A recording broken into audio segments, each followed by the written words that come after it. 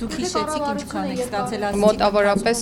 7 միլիոն, եթե չեմ սխալվում, հարկերը հանած 6-ից 7 միլիոնի կարգի, բայց ճշգրտված կներկայացնեմ։ Նախարարների միջին ամսական եկամուտները, աշխատավարձն ու դրան պարբերաբար ավելացող պարգևավճարները ավելի քան 40 անգամ գերազանցում են 100 հազարավոր կենսաթոշակառուների միջին կենսաթոշակը եւ մոտ 7.5 անգամ միջին աշխատավարձը։ Բարձրաստիճան պաշտոնյաները հարկատուների գրպանից իրենց բանկային հաշիվներին փոխանցված միլիոնների արդյունավետությունն այսպես են արդարացնում։ Մենք այդ թվում պետական պաշտոնյաներին եւ պետական համակարգը պետք է կարողանանք պաշտպանել կոռուպցիոն ռիսկերից։ Մինչ այդ ազատությունը հայաստանյան բարձրաստիճան պաշտոնյաների ու քաղաքացիների եկամուտները համեմատել է մի շարք այլ երկրների տվյալների հետ ու պարզել կայացած ժողովրդավարական երկրներում այս տարբերությունը զգալի ավելի փոքր է։ Նախ հայաստանյան վիճակագրության մասին։ Նախարարների զուտ աշխատավարձը ներկայիս կարգավորումներով մոտ 1 միլիոն դրամ է։ Տարիներ շարունակ պարգևավճարներն ըստ էության որպես աշխատավարձի ավելացում են ներկայացրել։ Նախարարների խոսքով իրենք անցած տարվա առաջին կիսամյակի համար ըստ կատարողականի հարկերը հանած աշխատավարձից բացի 6-ից 7 միլիոն դրամ պարգևավճար են ստացել։ Ինչքան պարգևավճար եք ստացել։ Դե պարգևավճարների Տարբեր թվեր են ասում, 7 միլիոն, 9 միլիոն, ինչքան։ հանուն ինչի են օրինակ Թիվը չիմացանք, բայց Նրանց ստացած եկամուտների մասին ստույգ տեղեկատվություն չի հրապարակվել։ Հստակ չափն իմանալու համար պետք է սպասել պաշտոնական հայտարարագրերին։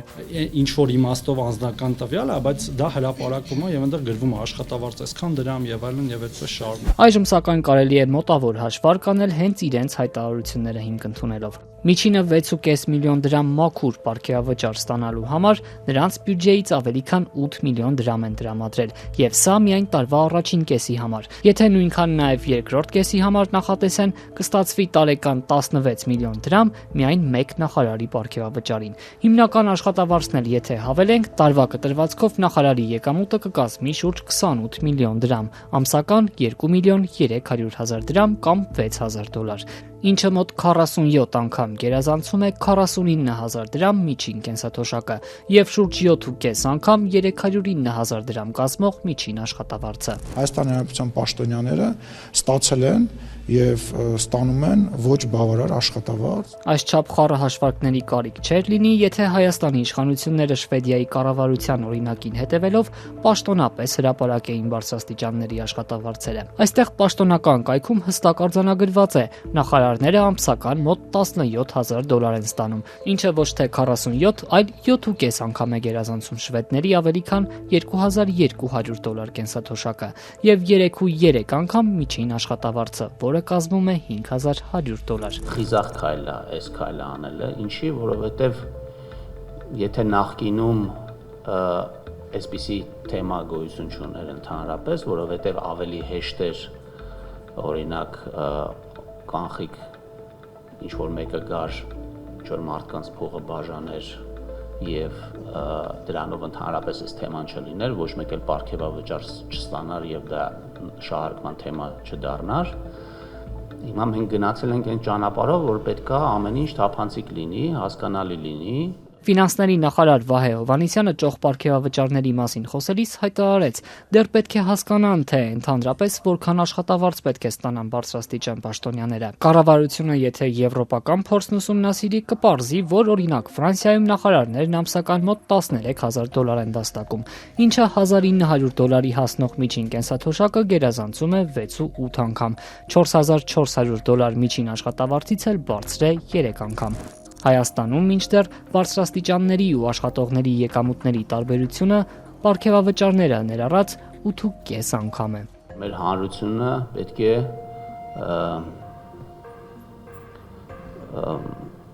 առնվազն, եթե չասեմ գոհ լինի, ապա չզայրանա սրանից, էլի, որովհետև ասենք, չգիտեմ, սրա մասին է խոսում, օրինակ ես խոսեցի նրա մասին, որ մենք հավելյալ 300 միլիարդ հարկ ենք հավաքել Ատլանտյանից այն կողմ Միացյալ Նահանգներում դեպարտամենտների քարտուղարները միջին կենսաթոշակից 10.1 անգամ են ավելի շատ վարձատրվում։ Միջին աշխատավարձի համեմատ 4 անգամ ավելի շատ։ Ճապոնիայում նախարարների ու միջին կենսաթոշակի տարբերությունը 12-ի է հասնում։ Կառավարության անդամները միջին աշխատավարձից 4.6 անգամ ավելին են ստանում։ Այս երկրում նախարարների աշխատավարձը $12,000 է հասնում։ Վարչապետ Սանաե Տակաիչին անցած տարեվերջին հայտարարեց իր ու ենթակաների աշխատավարձը կրճատելու մասին։ Ազատության ուսումնասիրած երկրների շարքում միայն մեկ պետություն կա, որտեղ բարձրաստիճան պաշտոնյաների եւ քաղաքացիների եկամուտների բևեռացումը ավելի խորն է, եւ այդ երկիրն ամենևին էլ ժողովրդավարական չէ։ Հյուսիս տեղափոխվենք։ Ուկրաինայի դեմ պատերազմ սկսելուց հետո Ռուսաստանի իշխանությունները չեն հրապարակում, թե կառավարության անդամները որքան աշխատավարձ են ստանում։ Լրագրողները հենվում են մինչ այդ հրապարակված բաց տվյալների վրա։ 2023-ին իրականացված մի ուսումնասիրությամբ, օրինակ, հետաքննող լրագրողները պարզել են, որ Ռուսաստանի պաշտպանության ու առողջապահության նախարարներն ամսական ավելի քան $20,000 աշխատավարձ են ստանում։ Ռուս պաշտոնյաների այս եկամուտներն ամենահամեստ հաշվարկներով ավելի քան 60 անգամ գերազանցում են ռուսաստանցիների $330 միջին կենսաթոշակը եւ ավելի քան 14 անգամ մոտ $1,400 կազմող միջին աշխատավարձը։ Ուսումնասիրել ենք բազմաթիվ երկրների փորձը, նայել ենք, տեսել ենք, թե որտեղ որքան աշխատավարձ են ստանում, բնականաբար այն երկրների մասին է խոսքը, որ մենք ուզում ենք նմանվենք։ Ֆինանսների նախարարը սակայն չհստակեցրեց, թե որ երկրների փորձն են հաշվի առել պարգևավճարները հաշվարկելիս։ Տարեվերջին ճոխ պարգևավճարներ падգամավորներն էլ ստացան։ Ազգային ժողովի նախագահ Ալեն Սիմոնյանն ասաց, թե Հայաստանում падգամավորները պետք է շուրջ 1 միլիոն դրամ աշխատավարձ ստանան, անկախ հանգամանքից, թե այդ գումարն ինչ եղանակով կփոխանցվի։ 1 միլիոն դրամն էլ միջին կենսաթոշակը գերազանցում է 20 անգամ, միջին աշխատավարձը 3.2 անգամ։ Падգամավորների պարագայում նույնպես համեմատությունը Հայաստանի օգտին չէ։